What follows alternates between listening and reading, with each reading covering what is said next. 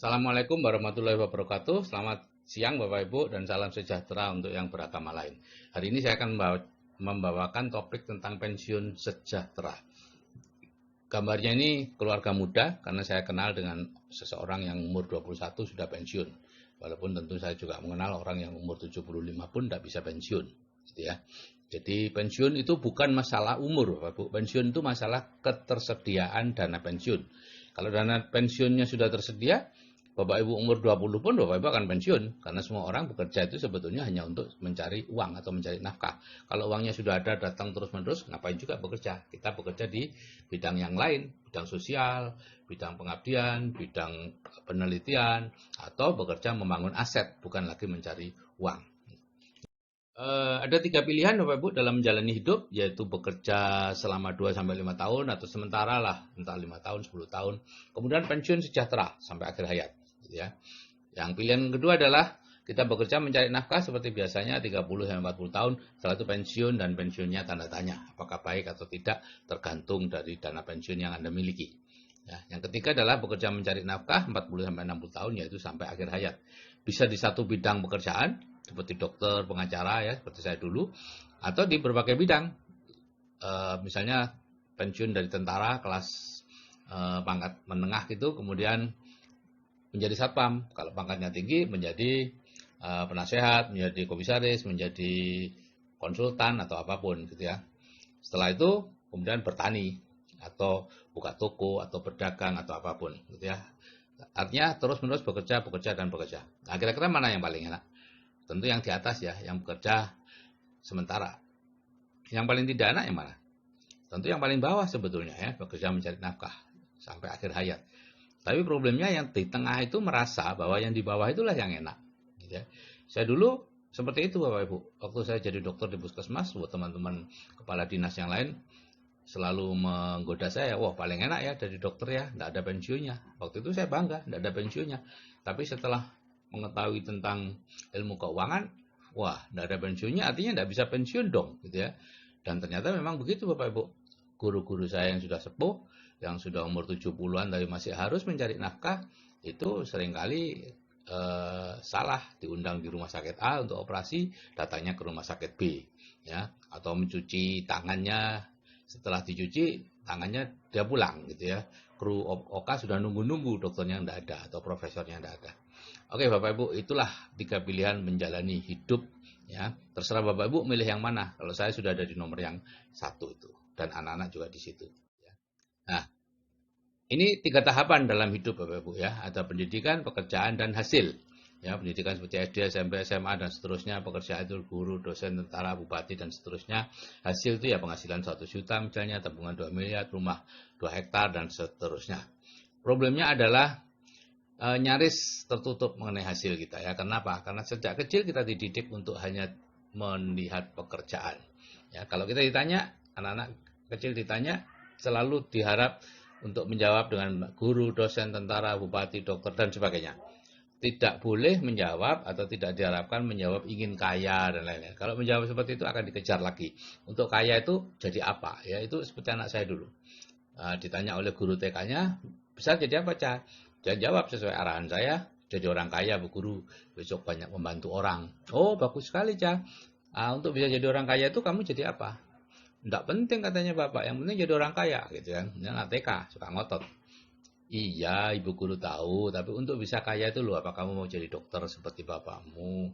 Bapak aja berhenti. Ya, itu jawaban anak saya seperti itu.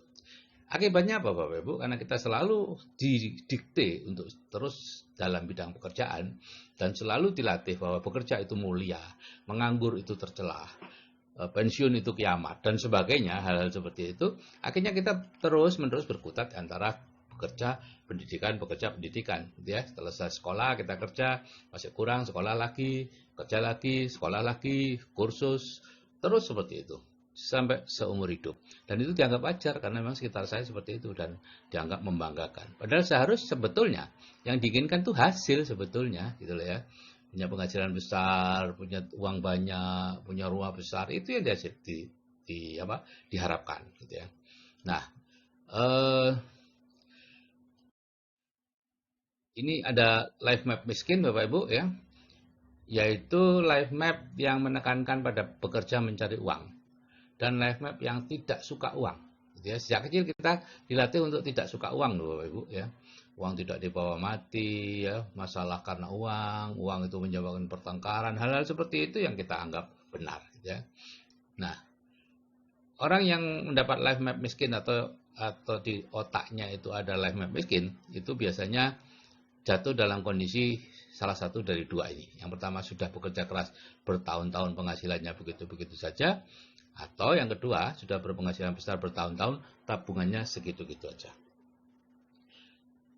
Kalau kita punya uang kecil, uang sedikit ya, tidak sedikit, banyak pun ya, pokoknya punya uang lah yang belum jelas penggunaannya, maka Bapak Ibu akan mendapat dorongan yang luar biasa untuk menghabiskan uang itu. Tiba-tiba saja muncul hal-hal yang tadinya tidak terpikirkan ya, lantai yang baik-baik saja selama ini tiba-tiba nampak kusam yang nggak perlu diganti ya. Ruangan yang sebenarnya cukup gitu ya, tiba-tiba kurang luas ya, sehingga ditambah kamar ya, karena merasa kalau hari raya kan penuh, padahal hari raya itu cuma setahun sekali gitu ya, dan orang pulang kampung hari raya itu senang kalau desa-desaan malahan gitu ya. Tapi selalu ada ide yang tidak bisa Bapak Ibu cegah, sehingga dikatakan bahwa rumah adalah penghisap kekayaan kita nomor satu, karena semua uang kita masuk ke rumah. Rumah tidak pernah jadi selama Anda punya uang. Rumah Anda akan terus-menerus akan Anda perbaiki dan itu menghisap kemampuan keuangan Anda. Ya.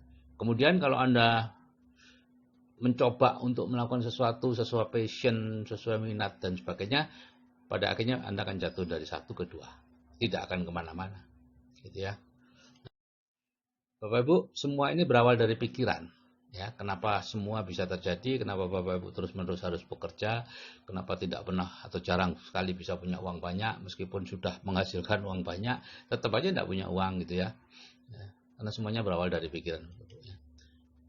Dari pikiran kita akan munculkan tindakan-tindakan tertentu, tindakan yang diulang-ulang jadi kebiasaan, kebiasaan yang terus-menerus dilakukan jadi karakter, dan karakter itulah yang akan jadi nasib kita. Jadi nasib Bapak Ibu sekarang ini bukanlah takdir Bapak Ibu, ini hanya sekedar hasil cara berpikir kita yang lalu ya. Saat ini cara berpikir kita kan seperti tadi saya katakan, yaitu bekerja keras mencari nafkah. Ya, bekerja kerasnya betul. Mencari uangnya yang salah. Seharusnya bekerja keras membangun aset atau membuat pabrik uang yang menghasilkan uang terus-menerus untuk kita. Itu ya. Nah, jadi kalau Bapak Ibu ingin merubah ya atau berubah cara berpikirnya sekarang dari berpikir bekerja mencari uang menjadi berpikir bekerja mencari nafkah, dari sibuk terus berpikir menjadi santai, dari mencari uang terus berpikir menjadi uang yang datang terus, maka 5-10 tahun yang akan datang nasib Bapak Ibu juga akan berubah dengan sendirinya ya. Bapak Ibu akan dipertemukan dengan orang yang tepat di saat yang tepat sehingga sesuai dengan apa yang ada di pikiran Bapak Ibu ya. Nah, di pikirannya dirubah, maka nasibnya juga akan berubah. Untuk bisa merubah cara berpikir, kita perlu melakukan yang disebut reprogramming pikiran bawah sadar, gitu ya. Karena di dunia ini Bapak Ibu biasanya yang dikabulkan itu bukan keinginan kita, tapi kebutuhan kita. Nah, problemnya adalah yang disebut kebutuhan itu banyak orang yang tidak tahu bahwa yang disebut kebutuhan itu adalah segala sesuatu yang tersimpan di pikiran bawah sadar. Ya, yang merupakan 90% dari pikiran kita. Sedangkan keinginan itu hanya ada di pikiran sadar yang hanya 10% dari pikiran kita. Sehingga kita mintanya A, dapatnya B. Ya, minta punya banyak uang, dapatnya banyak hutang, gitu ya. Minta ya apa saja, minta kaya dapatnya miskin dan seterusnya. Seperti itu. Ya. Itu harus dilakukan reprogramming Bapak. Pola pikir miskin direprogramming ya jadi pola pikir kaya. Caranya apa? Ya diisi dengan pola pikirnya orang kaya. Ya, kalau zaman dulu Bapak Ibu, untuk bisa memiliki pola pikir orang kaya, orang harus merantau dulu. Ya, keluar dari rumah, ya, punya cita-cita merantau ke kota besar gitu ya, kemudian magang ke orang sukses, baru bisa kaya. Kalau sekarang tidak perlu Bapak Ibu ikut seminar orang kaya, yaitu seminar-seminar yang pembicaranya orang kaya, ya, bukan seminar teknis ya Bapak Ibu, jangan kebalik. Selama ini Bapak Ibu yang Bapak Ibu paling suka adalah seminar teknis, seminar yang membuat kita terus-menerus bekerja lebih keras lagi, ya. Cara ini ya, cara membangun bisnis online, cara manajemen UKM atau beternak lele, ya, atau cara membeli rumah tanpa uang, yang memiliki rumah tanpa uang, cara berdagang, apa saja lah, pokoknya cara itu adalah seminar teknis yang memperkuat pola pikir miskin kita, ya.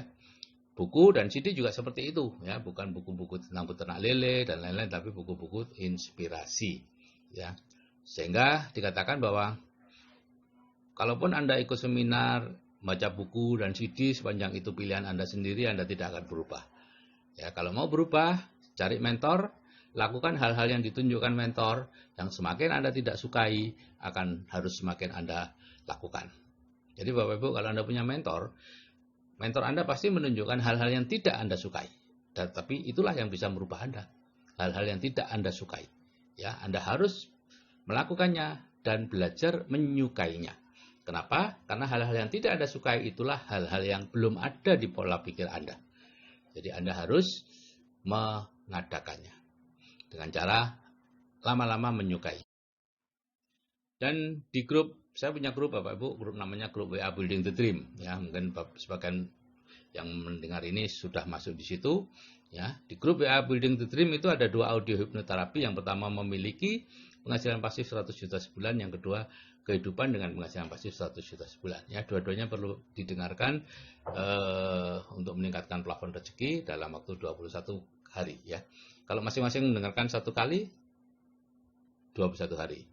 Kalau masing-masing 2 kali sehari, ya 11 hari. Pokoknya masing-masing 21 kali lah untuk didengarkan ini. Ya. Jadi ada 3 tahap perubahannya Bapak Ibu, yaitu yang pertama di grup WA Building the Dream, ya, sekarang ada sekitar 300-an grup WA Building the Dream, ya, bulan Maret 2018 ini, April 2018 ini. Di situ Bapak Ibu mendengarkan 2 audio hipnoterapi penghasilan pasif 100 juta sebulan dan satunya lagi itu sebanyak 21 kali.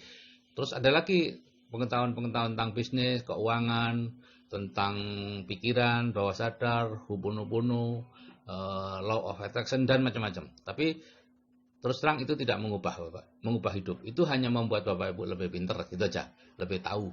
Tapi sama sekali tidak akan mengubah kehidupan Bapak Ibu. Karena itu hanya sekedar pengetahuan di pikiran sadar, gitu ya. Seperti sekarang banyak orang tahu bahwa olahraga itu baik untuk kesehatan, semua orang ingin sehat, tapi berapa banyak yang mau olahraga? Semacam itulah, gitu ya. Nah, tahap yang kedua, setelah Bapak Ibu mendengarkan audio itu 21 kali, Bapak akan dipindah ke grup program lanjutan, menghadiri seminar yang ditunjuk, ya, minimal 3 kali, ya, dalam 1 tahun, ya. Seminarnya memang 3 kali. Dan mohon maaf, saya tidak jualan seminar Bapak Ibu, ya. Saya juga ikut seminar ini, saya bukan penyelenggaranya, dan berapapun saya mengajak orang untuk ikut seminar, Bapak, saya tidak mendapatkan apa-apa dari panitia, gitu ya. Saya sama dengan Bapak Ibu, bayar 600.000 setiap kali ikut seminar 2 jam, gitu ya. Saya biasanya sekeluarga ikut. Ya. Dan dilanjutkan dengan mendengarkan audio CD dari mereka, pembicara-pembicara yang orang kaya tadi, ya. Pensiunannya sudah berpenghasilan lebih dari 100 juta, banyak sekali orangnya, ya. Terjadi internalisasi program di pikiran bawah sadar, maka mekanisme sukses otomatis akan jalan dan mengejarnya, gitu ya. CD-CD-nya juga saya kirimkan secara gratis di WA untuk para anggota, gitu ya. Pokoknya tidak ada yang bayar, ya, kecuali seminarnya itu Bapak Ibu bayar tentunya. Karena bukan saya yang menyelenggarakan. Kalau saya menyelenggarakan tidak perlu bayar, Bapak Ibu, ya. Nah, tahap yang ketiga itu ada 2 pilihan. Ya, Bapak Ibu bisa menemukan sendiri cara membangun dana pensiunnya, dan pasti akan ketemu Bapak Ibu, jangan khawatir. Sekarang Bapak Ibu tidak tahu sih, memang iya, tapi nanti kalau sudah di tahap 1 dan 2, sudah hadir di leadership seminar dan sebagainya, maka Bapak Ibu akan tahu sendiri apa yang harus dilakukan, investasi di bidang apa, bisnis di bidang apa, itu nanti akan tahu sendiri. Ada 2 pilihan, yaitu membangun sendiri atau dengan bimbingan di grup CA, ya. Oke Bapak Ibu, kalau saya yang sudah berumur saja bisa berubah Bapak Ibu, ya. Saya mulai mengenal hal seperti ini umur 49, kemudian umur 51 saya bisa freedom. Saya yakin Anda juga pasti bisa. Saya akhiri, selamat siang dan wassalamualaikum warahmatullahi wabarakatuh.